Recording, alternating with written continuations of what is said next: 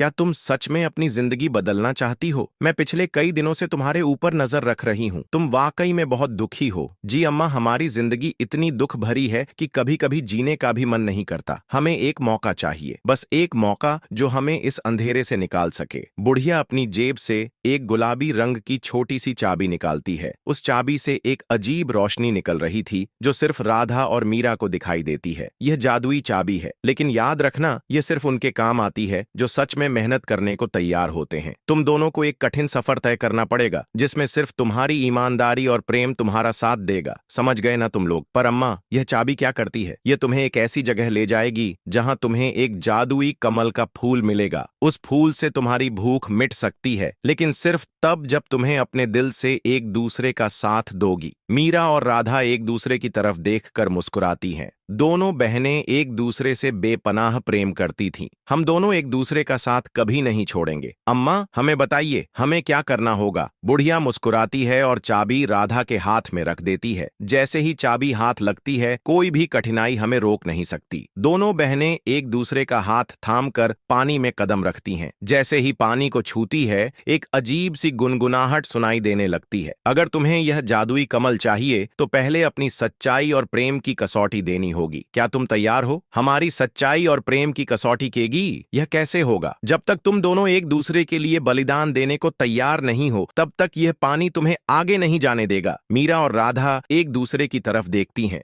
दोनों के मन में एक ही सवाल उठता है, बलिदान का क्या अर्थ है दीदी? अगर मुझे तुम्हारे लिए अपनी जान भी देनी पड़े तो मैं पीछे नहीं हटूंगी। तुम मेरी दुनिया हो दीदी, तुम मेरी दुनिया हो और मैं भी मीरा। जब तक तुम मेरे साथ हो, मुझे किसी कठिनाई का डर नहीं। जैसे ही दोनों बहनें एक दूसरे को गले लगती हैं, पानी अपने आप दो हिस्सों में बंटने लगता है। फिर एक साथ हाथ बढ़ाती है और कमल का फूल छूती है। अचानक एक तेज रोशनी फैल जाती है। तुमने सबसे बड़ी कसौटी पार कर ली है। त्याग और प्रेम की कसौटी। तुम्हारे बीच का प्रेम सच्चा है और इसी वजह से तुम दोनों यह कमल लेकर जा सकती हो। शैतानी छाया हवा में विलन हो जाता है। पानी अपने आप शांत हो जाता है। राधा और मीरा के हाथ में जादुई कमल का फूल था। दीदी, ये देखो, यह फूल कितना चमक रहा है। हाँ मीरा, और इसकी सुगंध तो जैसे पूरे जीवन को आनंद से भर रही हो। पर दोनों बहनों के सामने एक सवाल था। अब इस फूल का क्या करना था? राधा और मीरा के हाथों में अब वह जादुई कमल का फूल था। उसकी सुगंध से उन्हें ऐसा महसूस हो रहा था जैसे भूख और थकान सब मिट गई हो। मगर अब अगला कदम क्या था? यह फूल कैसे उनकी जिंदगी बदल सकता था? दीदी, बूढ़ी अम्मा ने कहा था कि यह फूल जादुई रसोई तक ले जाएगा। पर यह कैसे होगा? शायद यह गुलाबी चाबी का इस्तेमाल करना होगा। देखो, कमल फूल के बीच में एक चाबी डालने का निशान है। जैसे ही राधा कमल का फूल स्टव के पास रखती है, अचानक स्टव खुद जलने लगता है और पेट भर का खाना खाती है। उन दोनों ने कई दिनों से ठीक से खाना नहीं खाया था और सालों से अच्छा खाना नहीं खाया था। यह खाते ही दोनों को बहुत ज्यादा सुकून मिलता है और दोनों की आंखों में आंसू आ जाते हैं और बूढ़ी अम्मा उनके सामने आ जाती है। बेटियों, तुमने सबसे बड़ा रहस्य समझ लिया। यह रसोई तुम्हारी हमेशा रहेगी, मगर सिर्फ तब तक जब तक तुम अपने स्वार्थ नहीं, दूसरों की सेवा, अपने लिए बहुत अच्छा घर बनाकर अच्छे कपड़े पहन सकोगी। और हाँ मेरी बच्चियों, तुम लोग इस जादुई रसोई का इस्तेमाल अच्छे कामों के लिए करना। दोनों बहनें मुस्कुराती हैं। आज उनका सबका दुख दूर हो चुका था। बूढ़िया की जादुई गुलाबी चाबी की, जादुई कमल के फूल की रसोई। बूढ़ी अम्मा की बातें राधा और मीरा के मन में गहरी छाप छोड़ दी। उन्हें समझ आ गया था कि असली जादू किसी वस्तु में नहीं, बल्कि इंसान के मन के भले भावों में होता। जब हम एक दूसरे की मदद करते हैं, राधा, मीरा, तुम दोनों हमें रोटी नहीं, एक नई जिंदगी दे रही हो। यही तो हमने सीखा है। जब तक हम एक दूसरे की मदद करते रहेंगे, तब तक हमारा जीवन सफल रहेगा। आप एक काम करिए, दूसरे गांव के गरीब लोगों को भी यहाँ बुला लीजिए। हम उन्हें भी खाना खिलाएंगे। मीरा राधा को गले लगा लेती है। आज उनके चेहरे पर पहली बार दुख नहीं, सिर्फ खुशी थी। उन्हें जीवन का असली अर्थ सीख लिया था।